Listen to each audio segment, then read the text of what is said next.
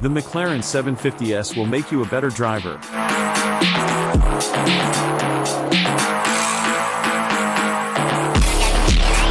McLaren's latest development of the 720S refines a modern supercar icon.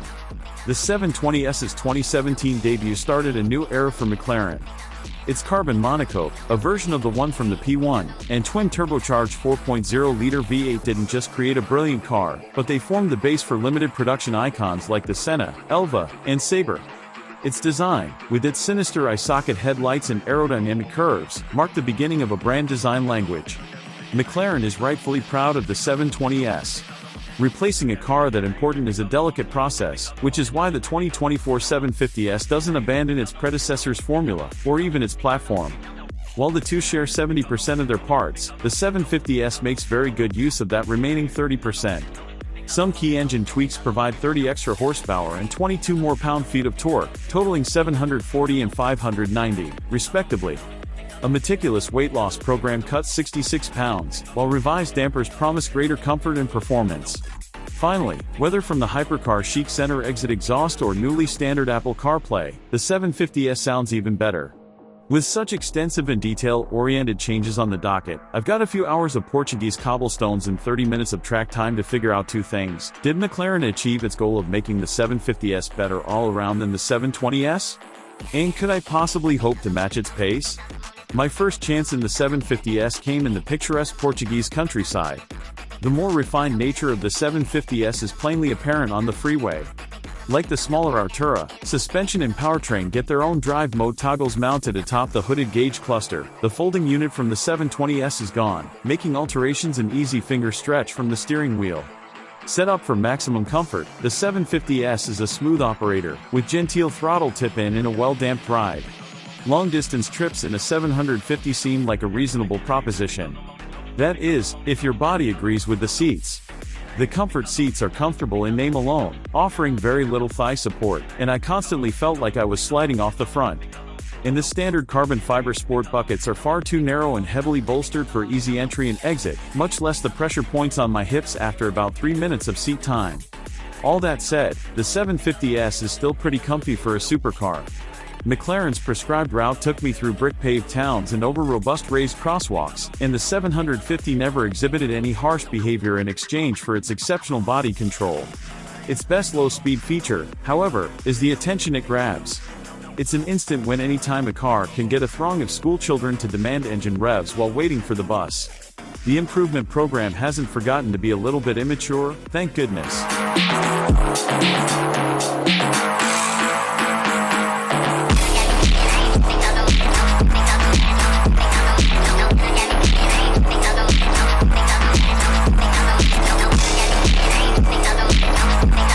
My first, poorly timed stint behind the wheel was in a 750S Spider just as the early autumn skies started to open over Portugal. I dropped the retractable hardtop anyway, gotta hear that new exhaust sing, right? Dash and set off. Even at a pace dictated by weather rather than emotion, the Spider is a thrill. That center exit exhaust angles upward from the rear deck, and it sounds incredible if you spend time near the 8,500 revolutions per minute red line, but even heavy throttle blasts to the speed limit inspire goosebumps. The engine's added power is thanks to a set of lightweight pistons borrowed from the 765 LT, as well as more boost from the pair of twin-scroll turbochargers, a freer flowing auxiliary fuel pump, and cooling upgrades to support that power increase. A shorter final drive ratio also improves response out on the road, making the already sharp throttle and minimal turbo lag feel even snappier. The sprint to 60 miles per hour is done in 2.7 seconds, a tenth faster than the 720S, and yet, the 750S gets marginally better fuel economy. Some thanks might go to the 720 to 750 lightweighting process, which cuts 66 pounds, 30 of it unsprung, via revised suspension components, new wheels that weigh just 16 pounds each, a thinner windshield, and the fixed-in-place instrument cluster. The overall package comes in at 3,062 pounds for the coupe and 3,170 for the Spider. Both the Lamborghini Huracan Tecnica and Ferrari 296 GTB are around 200 pounds heavier, and the McLaren benefits from incredible lateral and longitudinal reflexes as a result. Making the 750S even more involving and enjoyable is its sharp steering, which feels a bit light for my taste but is nevertheless incredibly accurate and quick. The electro-hydraulic rack also transmits abundant information to the wheel, which proved very useful on the drizzly mountain roads surrounding the town of Sintra. The Pirelli P0 tires had excellent lateral grip, with very little slip even when dive-bombing into tight corners, but every time I eased onto the throttle, I was met with a flashing traction control light and a little wiggle from the rear end. Since these aren't about track tires, I'd have expected a bit more wet weather grip. I toned my pace back and treated the drive as a reconnaissance run, an attempt to memorize the curves from my stint behind the wheel of a coupe. Luckily for me, the drizzle stopped and the sun peeked through the clouds to dry the roads for my second lap around the Sintra-Cascais Natural Park.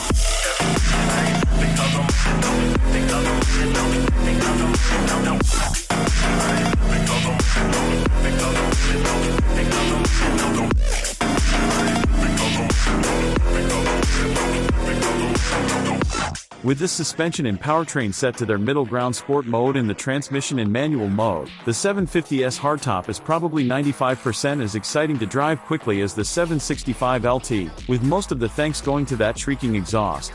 While the Spider is commendably stiff and nimble, the coupe feels even sharper. With the steering chatting to my palms and the rigid bucket seats delivering information into the base of my torso, the McLaren provided me with non-stop data. And as I learned in college intramural athletics, open and honest two-way communication is the key to success in any relationship or volleyball team. That made it easy to exact tons of control over, and extract an equal amount of thrills from, the car. Even on slightly drier roads, the Pirelli still wanted to create rubber pebbles with every throttle application, but the 750S let me know exactly what was going to happen beforehand, giving me time to adjust my attitude and fall in line. Luckily the onboard stability controls are pretty unobtrusive, the throttle is easy to modulate, and the twin-scroll turbos provide linear and predictable power delivery. Dialing in exactly the amount of power to lunge forward, but not so much as to overwhelm the rubber, became a flattering exercise in traction management. My inner control freak also fell in love with the 7-speed seamless shift gearbox. Like most dual-clutch transmissions, it evinces a little snarl from the exhaust when shifting at high revs, which combines with the McLaren's flat-plane countertenor engine note for one hell of a thrill. I wish the paddle shifters were mounted to the column rather than to the wheel, but McLaren does it this way to ape F1 cars, and thank goodness the car responds to paddle inputs smoothly and instantaneously. Truth in branding. That Type A sensation continues to the left pedal. The coupe I drove was kitted out with the standard carbon ceramic braking package. McLaren offers a track setup with monoblock calipers for the truly hardcore, and it boasted strong initial bite that felt like it could extract a loose tooth if I pushed hard enough. And yet the pedal was pretty easy to modulate, making mid-corner corrections much easier and less dramatic. The 750S active rear spoiler is also larger than it was on the 720S, pivoting upward during hard braking to improve stability and grip. Am I becoming a better driver, or is the McLaren just that good of a car? Time to head towards the Ryu circuit to find out.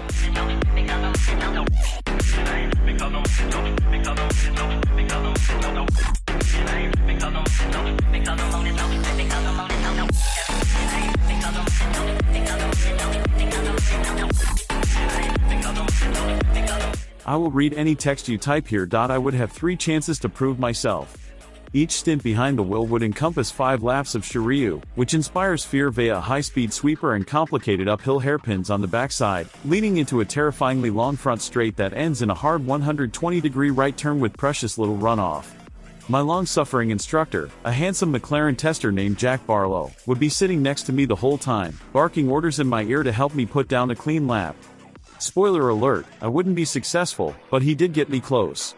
My first go-around was largely a disaster through no fault of either the car or Jack, and at the end, the pro driver told me in no uncertain terms to trust 2 things, his instructions and the car's high levels of performance.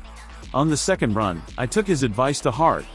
The McLaren could handle it. After all, the 750S relegated for track duty had those monoblock calipers derived from the Senna and even more aggressive track day seats.